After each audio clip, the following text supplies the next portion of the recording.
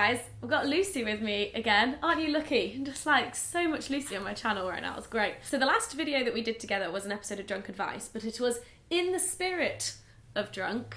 Because I am 2 months sober. Exactly. Actually, can I check my days? Oh yeah, 56 days.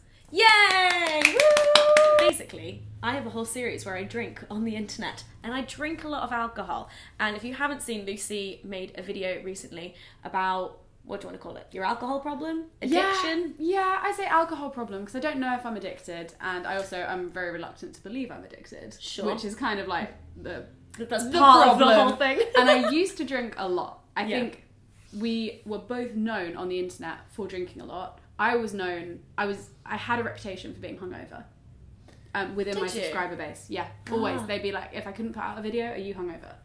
Oh, always. Interesting. So I drank a lot as well. We drink in a very similar way, except in terms of the environments in which we drink, not in terms of how we drink. Yeah. I thought this would be like just a good chance to just chat generally about alcohol from someone newly sober and someone who is still continuing to drink and is like kind of watching my friend go through this thing. Yeah. Because I'm curious to hear what you think of it all as well. I think for me, it was like it just suddenly happened. Yeah. I think, so like, I always knew you just behaved a bit differently when you were drunk. Yeah. And you drank a lot, but I think often because when you were drinking, I was drinking too, didn't notice. Yeah. Or if there was anything to completely notice. knocks your perception. And since being sober, I've realised how differently people behave when they're drunk. Oh, really? And how, I think What am I part like? Oh, you're just louder. You're more. Okay. You're more everything. So one of the questions that I have, and I think maybe a lot of people who are like witnessing your journey on this might have, is how to differentiate between drinking a lot, because I definitely drink a lot. Yeah. And I, not just a lot in terms of quantity, because I would say like if I'm at a party, quantity I'll drink a lot, but also how often I'll drink is also a lot. So how to differentiate between that and actually recognising if there might be a problem. Yeah, that's a really good question. I get asked it a lot. Mm-hmm. Even do you have an answer at this point? I do. I have a couple of. There's kind of a criteria that can be filled if you ask yourself a couple of questions. Oh, okay. What are the questions? Is this like an official thing or a Lucy thing? This is an AA thing. Oh, okay. But I think it can be applied, and I think as well, after answering those questions, then using your own judgment. So there's a set of something like 14 questions. Oh, wow. Okay. But one of the big ones is, when you start drinking, can you stop? Yes. You are good at that. You were a no on that one. I was a complete no. You are a complete yes. I've seen you do it. I've seen you have like 4 or 5 drinks. 4 or 5. That's like quite a few. Yeah. And then go, okay, it's midnight, I'm going home. Another question is drinking making your life unhappy? Like, is it causing more problems than it is solving? Or, well, it shouldn't solve any problems. It doesn't solve any problems. Spoiler alert. Is drinking affecting your reputation? Ooh, interesting. Obvious stuff. Is it jeopardizing your job, your productivity, your family relationships? Is it jeopardizing anything in your life? And for me, it was starting to encroach on that. And if I had continued at the rate I was drinking, it would have... veg wouldn't happen. Moonuary would not happen. You just like went straight into being sober. Yeah, but that was because of the gift of desperation. Yeah. I bottom. Yeah, I needed a kick up the bum. Everything went wrong. Yeah. And I was like, fuck. This is the only way I can foresee me progressing as a person right now. Everything in my life is good other than alcohol. Yeah. And I finally was like, okay, I identified the problem. Yeah. And I suspected I had a problem for a couple of years beforehand.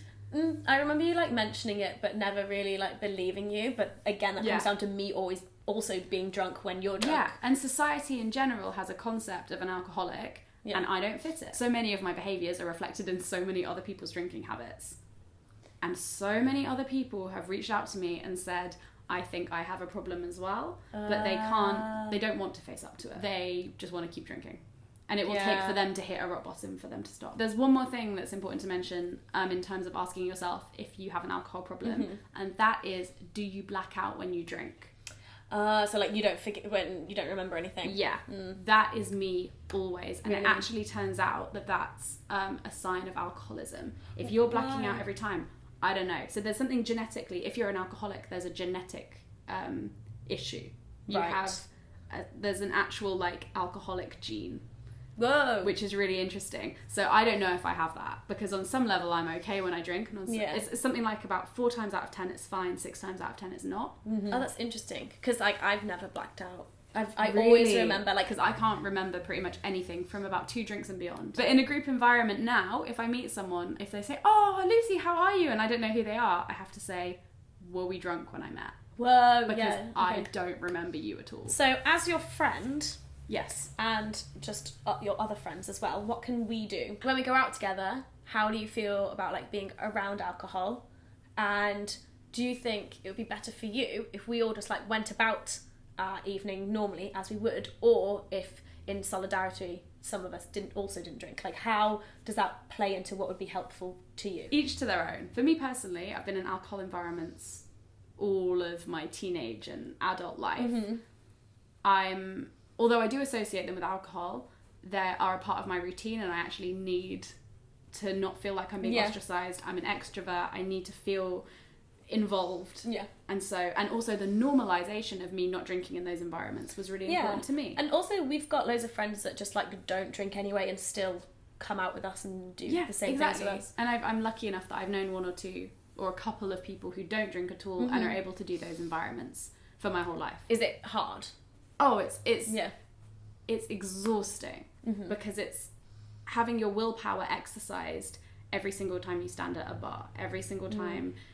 The worst for me is when I'm at a house party and there are just bottles of vodka out. And no one would notice you. Yeah. No one would notice if I went to pour myself a Coke and I added in a double shot of rum.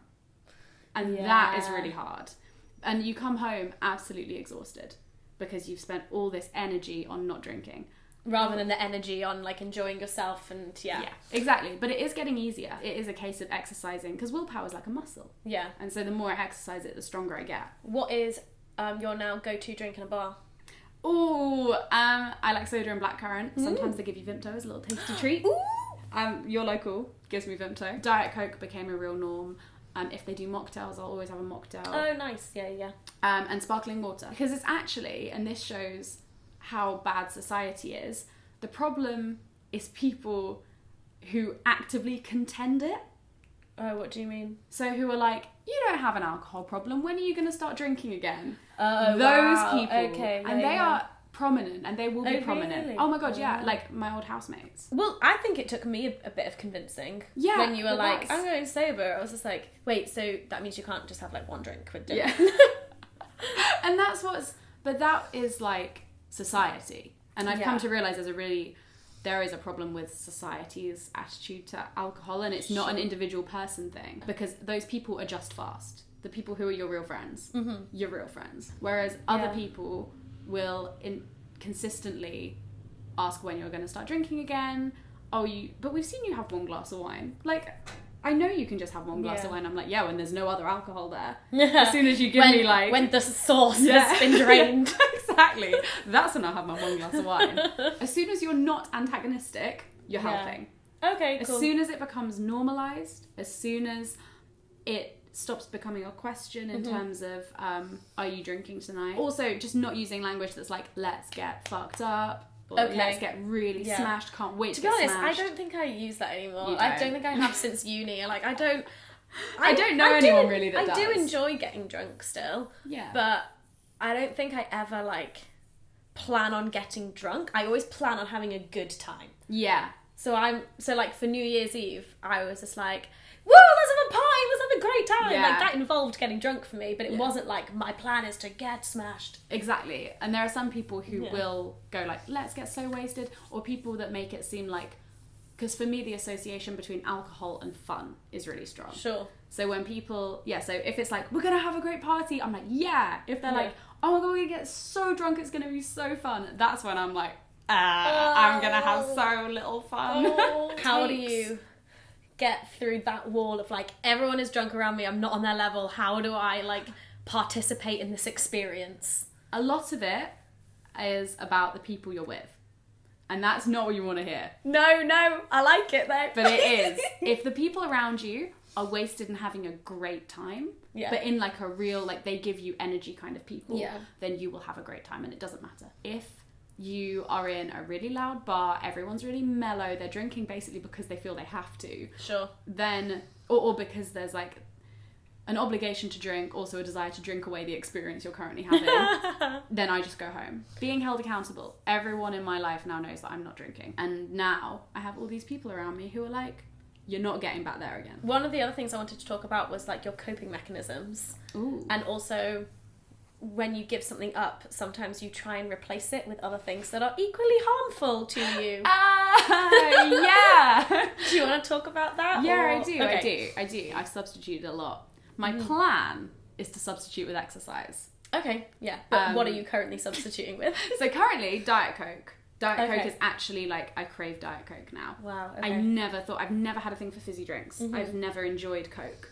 And now, there's definitely something in that shit. What else would I... So Going out? Yeah, going out. This was something that I noticed really recently as well, over December. I went sober in November. Had to do all of December, all of Christmas parties, all of New Year's. And I found that going out and having the buzz of the fun, wrecking my sleep schedule, not eating enough, spending hours out in the evenings in clubs, in horrible clubs where you can smell people's farts when you're sober, just so you know.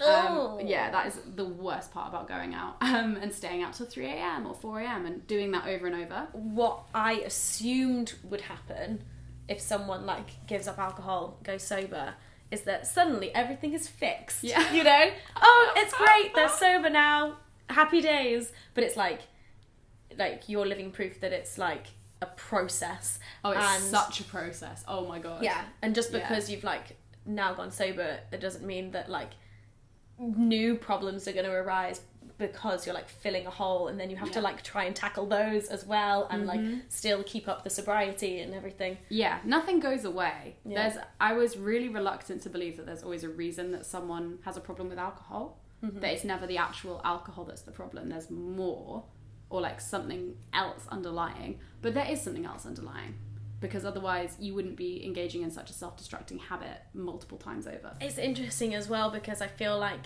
getting wasted and having all of these crazy stories is like fashionable as well. Oh my god, it's so glamorized. And especially because you can tell all these stories like, oh my god, here's this crazy thing I did when I'm drunk, and you're a hero. Yeah. This is, for me, the biggest battle of all of them is that it's fashionable, it's glamorized, it's cool to Instagram your wine and a packet of cigarettes. You know, like that coolness of like, oh, we're just having a glass of wine, for some reason really gets me. Find your support networks. And that doesn't just mean family and friends. I'm talking Alcoholics Anonymous, I'm talking therapy, I'm talking Narcotics Anonymous, I'm talking whatever groups around you exist for alcohol, or doctors, counsellors, any professional or community help, church, even church. Yeah. Like, find those communities where you feel loved and supported and safe. Advice? Do you have any advice for people? Yeah, if you're worried about your drinking, think about it. Let yourself consider that you might want to maybe have a month of sobriety.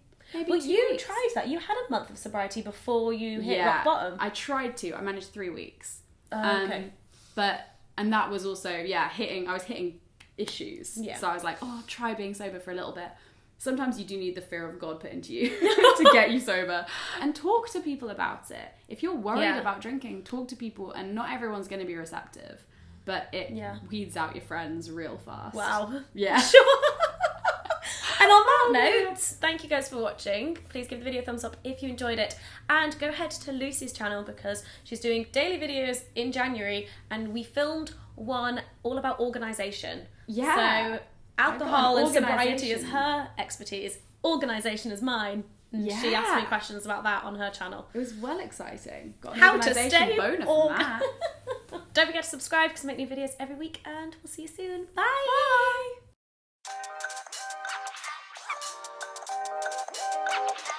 Bye!